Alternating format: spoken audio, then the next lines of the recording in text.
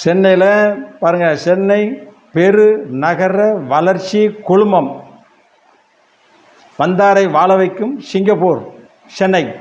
ஆமாம், 30 லட்சம் தமிழர்கள் தென் மாவட்டத்திலிருந்து வந்து இங்கே வேலை பார்த்து பொழைச்சிட்டு பிழப்பு முடிந்தவுடனே இந்த பண்டிகை நாளைகளுக்கு ஊரில் போயிடுவாங்க. தேர்தல் நேரத்துலேயும் ஊருக்கு போய் ஓட்டு போட போயிடுவாங்க. இங்கே ஒருத்தருக்கும் ஓட்டு கிடையாது, வாக்குரிமையும் கிடையாது. ஆனால் மழை வெள்ளம் சூழ்ந்து கொண்டிருக்கிறது தற்பொழுது. எல்லோரும் அறிந்த விஷயங்களால் இதை எந்த ஒரு ஆட்சி வந்தாலும் உயர்த்த முடியாது. காரணம், குளத்திலையும் ஏரியிலையும் பல அடுக்குமாடி குடியிருப்புகள், அரசியல்வாதிகள் எல்லாம் பினாமிகளாக இருக்கிறார்கள். குடியிருப்பில் பல கெட்டியதால் அங்கே போக வேண்டிய தண்ணீர் எல்லாம் இப்பொழுது நடு வீதிகள் செல்கிறது. இதெல்லாம் எல்லா அரசியல்வாதிகளும் பினாமியில் வீடு வாங்கி போட்டிருக்காங்க. அடுக்குமாடி குடியிருப்பில் 15 மாடி 20 மாடி 30 மாடின்னு கட்டுறாங்க. மொட்டை மாடியிலிருந்து கடற்கரையை பார்க்கலாமா அப்படிலாம் சொல்லி விளம்பரம் பண்ணி ஒரு முழு பக்க விளம்பரம்லாம் கொடுக்குறாங்க.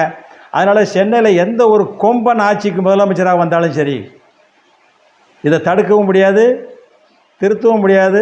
4000 கோடி என்ன 4 லட்சம் கோடி கொடுத்தாலும் சரி, சென்னையோட தரமட்டத்தை உயர்த்தவே முடியாது அப்படின்னு சொல்லிட்டு அடுத்த வீடியோவில் வரேங்க.